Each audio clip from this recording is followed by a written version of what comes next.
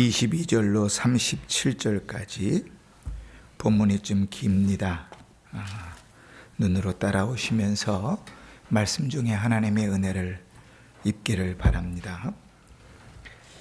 또 제자들에게 이르시되 때가 이르리니 너희가 인자의 날을 하루를 보고자 하되 보지 못하리라. 사람이 너희에게 말하되 보라 저기 있다 보라 여기 있다 하리라.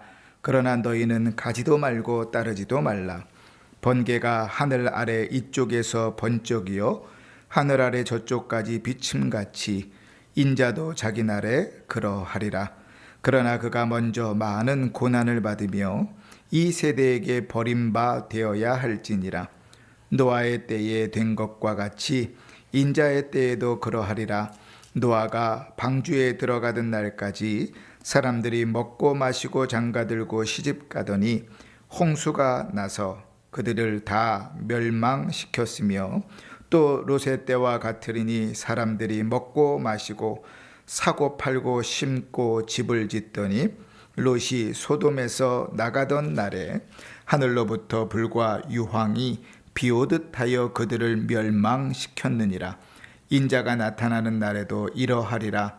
그날에 만일 사람이 지붕 위에 있고 그의 세간이 그 집 안에 있으면 그것을 가지러 내려가지 말 것이요 밭에 있는 자도 그와 같이 뒤로 돌이키지 말 것이니라. 롯의 철을 기억하라. 무릇 자기 목숨을 보존하고자 하는 자는 잃을 것이요 잃는 자는 살리라. 내가 너희에게 이르노니 그 밤에 둘이 한 자리에 누워 있음에 하나는 데려감을 얻고 하나는 버려둠을 당할 것이요 두 여자가 함께 맷돌을 갈고 있음에 하나는 데려감을 얻고 하나는 버려둠을 당할 것이니라. 그들이 대답하여 이르되 주여 어디 오니이까? 이르시되 주검 있는 곳에는 독수리가 모이느니라 하시니라. 아멘. 한 주간도 믿음 가운데 평안하셨습니까? 우리가 지난주에 하나님 나라가 우리 안에 있다, 내 안에 있다 하는 말씀을 들으면서 은혜를 받고 또 내 안에 하나님 나라를 소유한 자답게 살아가려고 기도하면서 애쓰신 줄을 압니다. 그리스도께서 초림하심으로 이미 하나님 나라가 이 땅에 이루어졌고 우리 안에 그 하나님 나라가 있다 이렇게 말씀하셨지요. 우리가 하나님 말씀을 따라 살아가면 그곳이 하나님 나라다. 하나님을 기억하고 믿음으로 살아가는 그곳이 하나님의 다스림이 있는 나라다 그랬습니다. 하나님이 왕이 되셔서 우리의 인생을 다스려 가신다면 그 삶이 복되고 행복한 삶일 것입니다.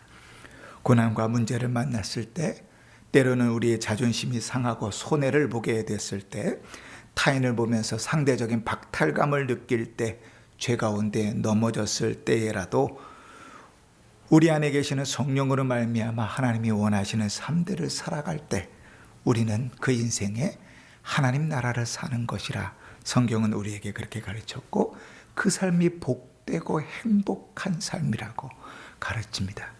그러한 행복한 삶이 여러분의 삶 속에 경험됐으면 좋겠습니다. 그러한 삶이 정말 여러분 입술로 간증되고 찬송되는 삶을 살 수 있기를 주의 이름으로 축원합니다. 아멘. 이제 바리새인이 주님께 질문을 던진 것에 예수님이 두 가지 대답을 하셨다 그랬지요. 하나님 나라가 어느 때에 임합니까? 이 질문에 주님께서 하나님 나라의 두 가지 특징을 말씀하시는데 우리가 지난주에 살펴봤던 대로 첫 번째 특징은 하나님 나라가 이미 왔고 너희 안에 있다 말씀하신 거죠. 우리가 그 의미가 뭔지는 지난주에 충분히 설교 가운데 말씀을 듣고 은혜를 받은 줄 알고 오늘은 그 두 번째 특징을 다루려고 합니다. 그게 뭔가 하면 오늘 제목에서처럼 곧 오실 것이다. 곧 오실 것이다. 하나님 나라가 곧 임할 것이다. 다른 말로 하면 그리스도께서 다시 재림하셔서 심판하실 것이다. 그러니까 예수 믿는 사람들도요, 이 심판하실 것이라는 이 말씀에 별로 경각심이 없어요. 그죠? 정신을 바짝 차려야 되는데 별로 그러지 않고 그냥 무덤덤합니다. 믿는 구석이 너무 확실하기 때문에 그런지 모르겠어요. 예수님께서 두 번째 하나님 나라를 소개하는 건 뭐냐면 곧 오신다는 겁니다. 그리스도의 초림으로 이미 시작된 그 하나님 나라가 우리 가운데 임했지만 그 완성이 그리스도께서 이 땅에 재림하심으로 이루 완성될 것이다. 그래서 주님께서 그렇게 말씀하시는 거죠. 그래서 예수님께서 오늘 읽은 22절 시작에 또 제자들에게 이르시되 때가 이르리니 이렇게 말씀하십니다. 여러분, 하나님 거짓말장이시죠? 하나님께 거짓말을 너무 잘하시는 분이시잖아요. 그죠? 한번 해놓고 변덕이 죽을 듯 해가지고 하고 또 바꾸고 또 바꾸고 또 바꾸고 막 그런 분이시죠. 그죠? 아니죠. 하나님은 거짓이 없는 분이죠. 그러면 때가 이르리니 주님께서 다시 오신다 말씀하시면 옵니까 안 옵니까? 없죠. 근데 우리는 참 불신이 충만해서 주님이 오신다는 그 믿음을 가지고 바라보며 살지 않는단 말이죠. 근데 우리만 그런가? 아니에요. 예수님 당시에 바리새인들도 그랬습니다. 아니 주님이 오신다고 얘기를 했는데 그토록 기다려도 오지 않으니까 오해를 하기 시작했던 거예요. 더더군다나 자기들이 그리던 하나님 나라가 있잖아요. 로마를 다 뒤집어 엎고 정치적으로 성공해야 되는 자기들이 꿈꾸는 하나님 나라가 있으니 그 기미가 보이지 않으니까 막 속상한 거예요. 그러면 이제 어떤 일들이 생기는가? 추측이 생기고 소문이 생기고 오해가 생깁니다. 무슨 말이에요? 주님 벌써 오셨는데 아직도 몰라? 예수님께서 재림하셨는데 그걸 몰라? 이런 소문들이 막 일어나기 시작하는 거죠. 그래서 23절에 사람이 너희에게 말하되 보라 저기 있다 여기 있다 하리니 그러나 너희는 가지도 말고 따르지도 말아라. 그때나 지금이나 똑같죠. 메시아가 오셨으나 아직 모르는 사람이 있으니 이런 현상들이 일어나는 겁니다. 지금도 수많은 이단들이 그렇게 이야기하죠. 수많은 이단들이 이분이 재림 예수야. 이분이 오신 그 예수님이야. 그러니 너희가 아직 몰라서 그래. 한번 와봐. 이렇게 초청해서 꼬시죠. 이제 수많은 이단들이 그러한 모습들을 가집니다. 재림 예수라고 하면서. 근데 예수님이 명확하게 이렇게 얘기하십니다. 24절에 보니까 번개가 하늘 아래 이쪽에서 번쩍여 하늘 아래 저쪽으로 비침같이 인자도 자기 날에 그러하리라. 이 무슨 말인 것 같습니까? 두 가지를 의미하는 거예요. 첫 번째, 주님 말씀하신 대로 갑자기 온다. 우리에게 주어진 삶들을 대충 살지 마십시오. 헛되이 살지 마십시오. 그때 주님이 오신다. 번개가 언제 칠 줄 알아요? 우리는 모르죠. 또 두 번째 의미는 뭔가 하면 누구나 다 알 수 있도록 오신다. 그 방법이 어떤데요? 아니 저 지구 반대편은 뭐 미국만 해도 지금 우리나라하고 12시간, 14시간 차이가 나는데 낮밤이 바뀌었는데 어떻게 그럴 수 있어요? 우리는 잘 모르죠. 그냥 성경은 명확하게 얘기합니다. 누구나 다 알 수 있을 정도로. 주님이 오셨어? 몰랐어? 이런 얘기가 없이 누구나 다 아실 수 있도록 주님께서 오신다. 성경은 분명하게 말씀하십니다. 그러니 이 말씀이요, 하나님의 말씀을 믿지 않는 자들에게는 분명한 경고입니다. 주를 믿는 자에게는 그 삶을 돌아보게 하시는 경계입니다. 오늘 이 시간에 성령께서 우리 가운데 역사하셔서 하나님의 경고와 경계가 들려지는 은혜가 있기를 바랍니다. 오늘 이 시간에 주의 성령께서 우리의 심령 가운데 역사하셔서 우리에게 믿음을 주시고 우리를 그 주님의 재림을 대망하는 삶 가운데로 이끌어 가시기를 주의 이름으로 축원합니다. 맛있으셔요? 아이고 참. 주님께서 두 가지 예를 드세요. 하나는 노아의 시대를 이야기하시면서 물심판을 이야기하시고 또 롯의 시대를 이야기하면서 불심판을 이야기하십니다. 똑같은 이야기가 반복되는 것 같지만 사실은 이 두 가지는 다른 경고의 내용들을 담고 있습니다. 첫 번째, 예수님께서 이렇게 말씀하시죠. 26절에 보니까 노아의 때에 된 것과 같이 인자의 때에도 그러하리라. 주님이 다시 오실 때 노아의 때와 같을 것이라고 말합니다. 주님께서 재림하실 때, 심판하실 때 노아의 때와 같을 것이라고 말씀하십니다.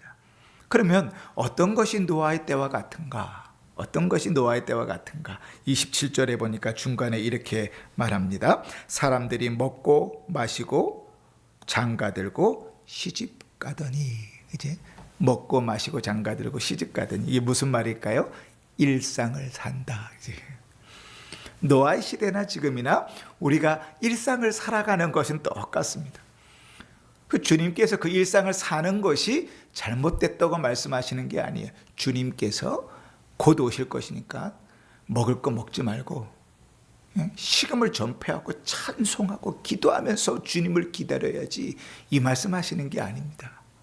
주님이 다시 오실 건데 무슨 결혼은 무슨 결혼이야. 혼자서 주를 바라보고 예배하며 찬송하며 살아야지. 그러면 우리 앞에 있는 형제는 아주 속이 상할지도 모르겠어요. 그죠?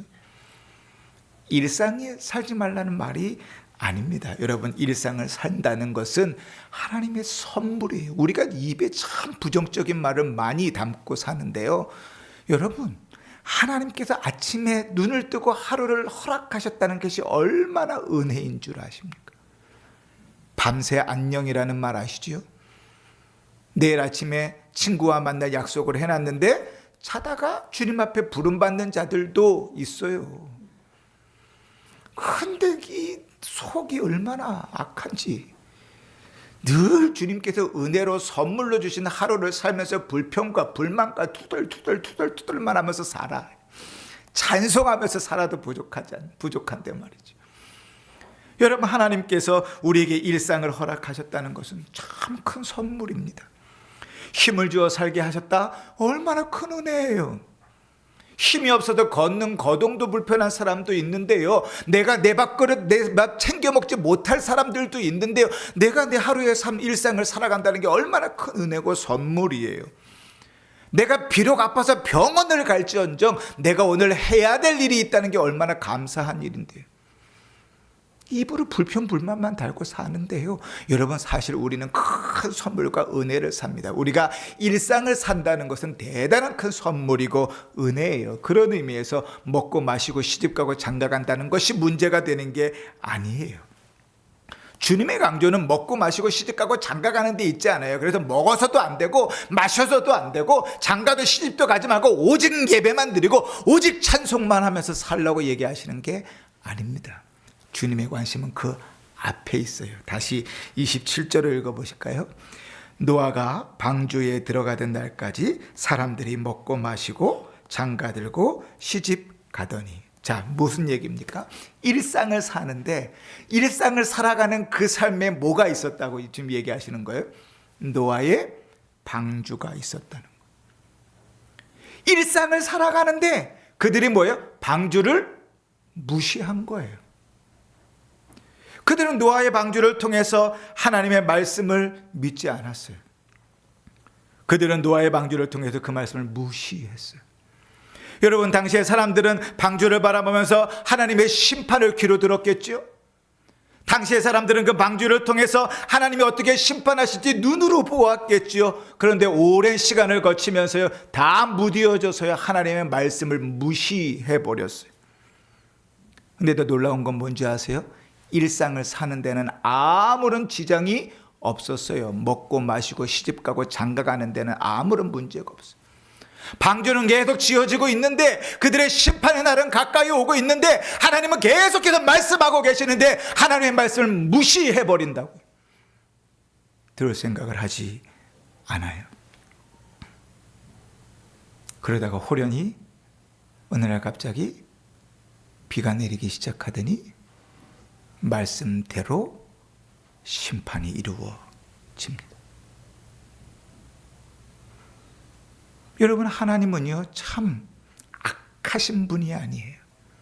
심판을 내리실 때도 인생을 얼마나 배려하시는지 몰라요. 인간을 향한 하나님의 배려는 지나치리만큼 풍성해요. 하나님께서 심판을 내리실 때요, 한두 번 얘기하고 말해도 안 되네 무시해버리는 경우는 없어요. 내가 힘들고 어렵고 괴롭고 속상한 일들을 당하면서 하나님께서 심판하신다고 생각하면 아마 하나님은 수백만 번 우리에게 말씀하셨을 거예요. 다 무시해버린 거예요. 다 무시해버린 거예요. 경고 없이 심판하신 경우가 성경에 단 한 번도 나오지 않아요. 언제나 말씀하셨어요. 여러분, 노아의 방주가 아무도 모르는 지하실에서 만들어졌나요? 아니요, 산 위에서 지어졌어요.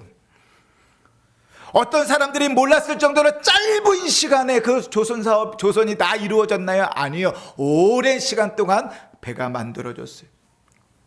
누구나 볼 수 있는 곳에서 방주가 지어져서 핑계댈 수 없었어요. 문제가 뭐예요? 하나님의 말씀을 무시해버리는 거예요. 무시해버리는.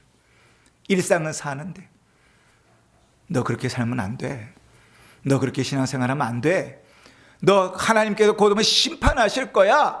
지금 구원의 기회가 지금밖에 없어. 주의 말씀이 철저하게 무시되어지는 거예요. 주님은 계속 경고하세요. 때로는요, 주님의 말씀이 황당할지도 모르죠. 산 위에다가 배를 짓네. 미친놈이잖아 저거.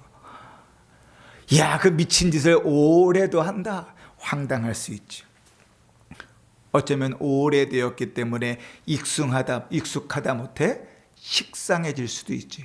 우리가 그래요. 예배를 드리는 게, 예배를 잘 못 드리는 게 식상한 거예요. 그죠? 그렇게 하나님의 말씀으로 주어진 방주가 무시됩니다. 여러분, 이스라엘 백성도요, 그래요.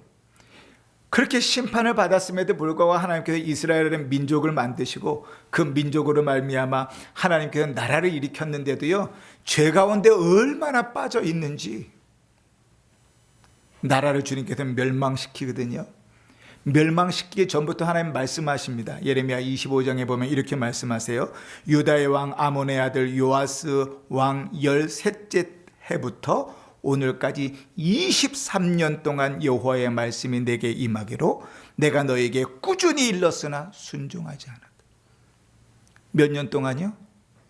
23일? 몇 년? 얼마? 23개월? 23년 동안 얘기하는데 안 듣는다고요. 주의 말씀을. 결국은 어떻게 돼요? 망하는 거예요. 하나님 다 망하는. 여호와께서 그의 모든 종 선지자들을 너희에게 끊임없이 보냈으나 너희가 순종하지 않으며 귀를 기울이지 않았다. 원로 목사님도 보내고 김기현 목사도 보내고 또 다른 강사들도 보내고 계속 보내는데도 깨닫지 못하고 돌이키지 않는 거죠. 이런 말씀이 비단 노아의 시대와 이스라엘이 망할 때만인가? 아니에요. 주님 계속 경고해요. 너 그럼 망한다? 너 그럼 정신 못 차리면 안 돼? 그렇게 살면 안 돼? 주님이 곧 오셔서 심판하면 넌 지옥으로 떨어질 거야. 너 믿음으로 그렇게 살면 안 돼. 믿음을 회복해야 돼. 주님 계속 말씀하시는데 안 듣는 거죠. 안 듣는 거죠. 무시해버리는 것입니다. 철저히. 오늘날도 주님의 심판이 온다는 것을 모르는 사람들 없어요. 지금 이 자리에 앉아있는 사람들 역시도 그렇죠. 문제가 되는 것은 그 하나님의 말씀을 무시하는 것입니다. 노아의 방주가 있든지 여전히 이 땅에 하나님의 교회가 있고 그를 통하여 주의 말씀이 심판의 말씀이 전해졌든지 여전히 하나님의 말씀이 전해지고 설교가 되어지고 하나님의 섭리 가운데 수많은 말씀들이 전해지지만 하나님의 말씀이 무시되는 시대, 하나님의 말씀을 믿지 않는 시대를 살아갑니다. 아까도 얘기했던 것처럼 그러나 일상을 사는데 지장이 없어요. 다 잘 될 수도 있습니다. 노아의 시대처럼 어디에나 교회가 있고 누구나 말씀을 들을 수 있고 오랫동안 그러한 시대가 계속되지만 하나님의 말씀이 철저하게 무시되는 시대. 근데 주님은 이렇게 말씀하세요. 그래? 호련히 하늘에서 비가 내리는 것처럼 주님이 그렇게 오실 것이다. 귀 있는 자는 주의 말씀이 들려지기를 바랍니다. 하나님께서 주의 말씀을 무시하고 주님의 경고들을 무시하고 살아가지 않도록 주님 말씀하십니다. 예수님의 시대와 같이 주님께서요 도적같이 우리에게 임하실 거라 그랬어요. 우리는 뭘 근거합니까? 여지껏도 안 오셨잖아. 2000년이 넘게 안 오셨잖아. 오늘은 안 오실 거야. 내 인생에는 안 오실 거야. 철저하게 하나님의 말씀을 불신하고 무시합니다. 그러니 안 듣지요. 그런데 주님은 곧 오실 거야. 어떻게 해요? 다 주의 말씀 무시하고 일상을 살아가는 어느 날 호련히 비가 내리고 홍수가 났던 것처럼 말이죠. 여러분, 주님의 이 경고가, 여러분, 주님의 이 경계가 우리에게 들려져 우리의 신앙이 회복되어지고 믿음 없는 자들이 예수를 믿어지는 역사가 있기를 주의 이름으로 축원합니다. 아멘. 두 번째 주님의 경고는 무엇인가 하면 롯의 시대를 이야기합니다. 아까도 말씀드렸지만 노아의 시대와 롯의 시대 호련히 임할 것이다. 공통점이 있지만 주님의 강조점은 완전히 다릅니다.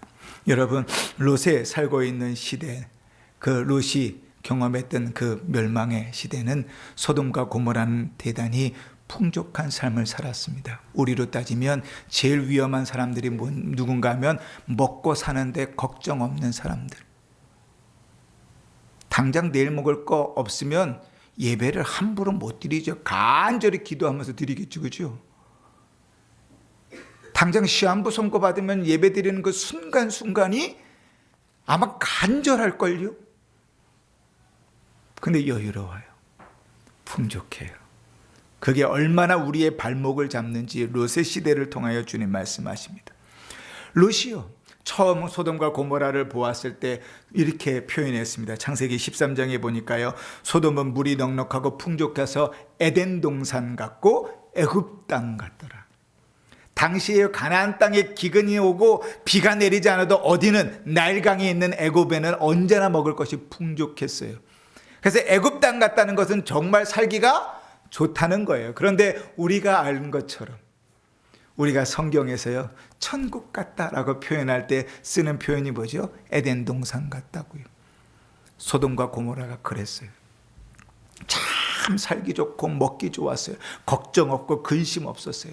자기의 삼촌 아브라함을 등 뒤로 지고 당신은 다른 데로 가십시오. 그리고 내가 가서 차지하고 싶을 만큼 그 땅은 참 아름답고 좋은 땅이었어요.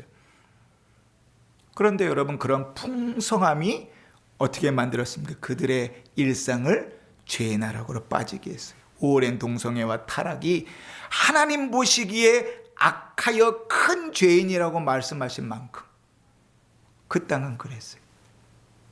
살기 편해 보이는데 신앙의 엉망인 곳이 그곳이라고요. 그런데 굳이 그곳을 찾아 들어가 삽니다. 괜찮을 거라고 착각했겠지요. 그러나 그 땅에 살아가면서 우리가 롯의 이야기를 들으면 그가 타락합니다. 그의 생각과 신앙의 수준들이 얼마나 타락하는지 그 세상 사람들 수준으로 타락해버립니다. 이것을 다른 말로 표현하면 죄에 무감각해지는 거죠. 죄를 지으면서도 죄에 무감각해서 내가 지금 죄를 짓고 있다고 생각하지 않아요. 괜찮다고 생각합니다. 여기도 마찬가지예요. 사는데 문제 없어요.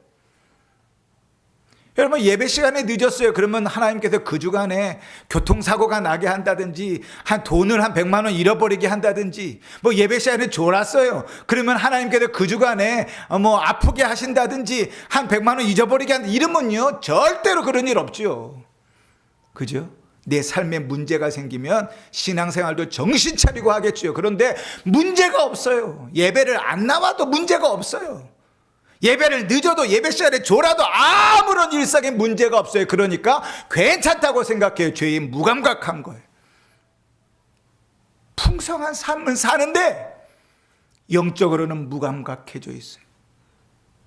심판은 이르지 않을 것이라고 생각합니다. 여러분, 그런 사람들이 경건하게 살겠어요? 그렇게 살지 않지요. 주님의 심판이 임해도 세상이 목적이고 세상이 인생의 전부이기 때문에 죄인은 무감각해 있고 세상을 쫓아 살아갑니다. 그래서 주님께서 32절에 이렇게 말씀하세요. 롯의 처를 기억하라. 롯의 처는 어땠어요? 불로 심판하는 그 자리를 주님께서 데리고 나오셨어요. 그런데 그의 인생의 전부는 뭐예요? 세상이었어요. 소돔 땅에 있는 내 재물들, 거기서 맺었던 관계들, 그리고 거기서 누렸던 평안함들, 안락함들이 그의 인생의 전부였는데 그거를 그냥 두고 나오려니까 그럴 수 없는 거예요. 그러면 어떻게 돼요? 돌아보는 거예요. 여러분, 집에 불이 났습니다. 목숨이 중요한 사람과 돈이 중요한 사람의 행동이 명확하게 갈립니다. 집에 홍수가 나서 물이 차기 시작합니다. 물 차 보셨어요, 집에?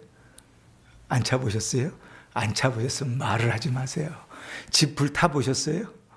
안 타 보셨어요? 안 타 보셨으면 말을 하지 마세요. 얼마나 처참한지 몰라요. 그런데 여러분, 집에 불이 나도요, 돈이 중요하고 세상이 중요한 사람은 그 불구덩이로 들어갑니다. 왜요? 집문서라도 들고 나와야 되니까. 폐물이라도 들고 나와야 되니까.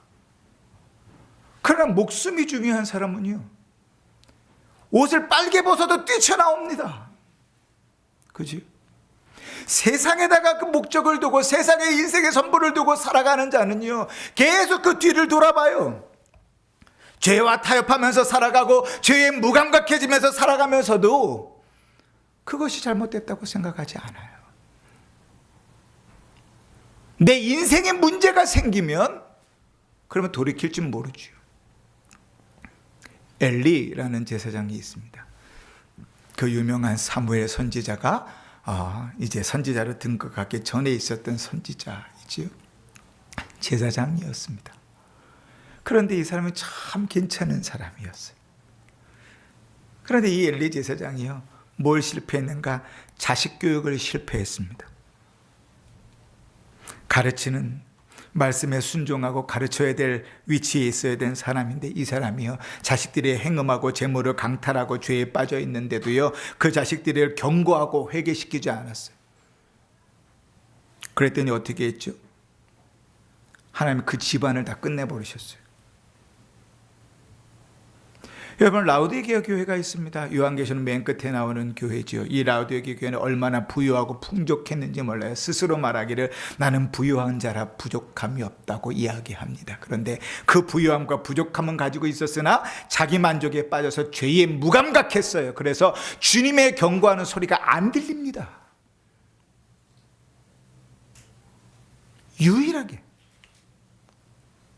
주님의 칭찬을 받지 못한 교회로 쓰지요.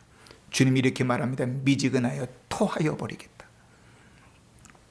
여러분, 세상에 만족하고 즐거움을 찾고 살아가면 예배가 재미없습니다. 믿음으로 사는 일이 재미없습니다. 죄에 무감각해집니다. 신학으로 살아가는 일이 별로 내 인생에 중요하지 않습니다. 근데 언제 깨달아요? 자식들이 아프고 사업이 안 되고 직장에서 쫓겨나고 재산이 문제가 생기고 어려움들을 감당할 수 없는 어려움들을 당하면 그제서야 내 인생이 내 맘대로 안 된다는 것을 알아요. 그제서야. 그러니 여러분, 주님께서 롯의 시대와 같이 말씀하시는 이 경고의 음성들이 들려지기를 원합니다. 28절에 주님이 이렇게 말씀하십니다. 또 롯의 때와 같으리니 사람들이 먹고 마시고 사고 팔고 집을 짓더니 일상을 살아가는데 죄에는 무감각해서 하나님이 오실 심판에 대하여 아무런 준비가 없고 주님께서 불로 심판하시는 그 일을 고스란히 당해야만 되는 그런 결과를 찾아옵니다. 여러분, 죄인들 모이는 곳에는요, 주님의 심판이 반드시 있습니다. 그래서 우리가 읽은 37절에 주님이 이렇게 이야기하십니다. 죽음 있는 곳에는 독수리가 모이느니라. 죽음이 뭐죠? 시체죠. 시체 있는 곳에는 독수리, 그건 진리예요. 자연적인 현상이에요. 주님 뭐 말씀하시는 거예요? 죄인이 심판받는 건 당연한 일이라고. 사랑하는 성도 여러분, 성경은 주님이 반드시 오신다고 말씀하십니다. 그리고 도둑같이 오신다고 말씀하십니다. 이 시간에 주님께서 임하실 수도 있다는 말이죠. 그러니 여러분, 우리가 이렇게 주의 재림을 믿는 자라면, 주님이 다시 오실 것을 믿는 자라면 주님의 경고를 따라 살 수 있기를 바랍니다. 주어진 우리의 삶 속에 하나님의 말씀이 무시되지 않고 주님의 말씀을 사랑하며 순종하며 살 수 있기를 바랍니다. 아직도 주의 말씀이 들리지 않고 예배를 드리는 일들이 따분하고 괴롭다면 성령께서 우리에게 은혜 베풀어 주시기를 간절히 기도하며 나갈 수 있기를 바랍니다. 성령께서 주의 말씀을 듣게 하시고 깨닫게 하시는 은혜가 우리의 삶을 바꾸어 갈 것입니다. 여러분, 우리의 삶을 재림을 믿는 자로 살아간다면 이런 고민을 해보면 어떻겠습니까? 하루에도 여러 시간씩 우리가 오락이나 OTT에 빠져 있는데 넷플릭스도 보고 페이스북도 하고, 그죠?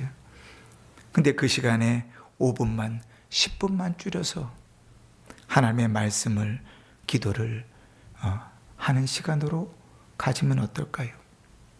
여러분, 자녀들을 위해서라면 모든 것을 투자하는데 그 자녀의 신앙을 위해서도 우리의 관심과 투자를 쏟아보면 어떨까요? 매일 하루의 삶을 시작하면서 오늘 지금 주님 오셨으면 좋겠다, 그런 마음으로 기도하며 하루를 살아가 보면 어떨까요? 세상의 목적을 두고, 인생에 이 땅의 목적을 두고 살아가면 그러한 일이 되지 않습니다. 죄에 무감각해지고 하나님의 말씀은 무시되며 살아가집니다. 그러나 하나님께 소망을 두고 살아가며 주님을 사랑하며 천국을 소망하며 살아갈 수 있습니다. 우리의 인생이 그러한 복된 인생이 되시기를 주의 이름으로 축원합니다. 아멘. 찬송하십시다.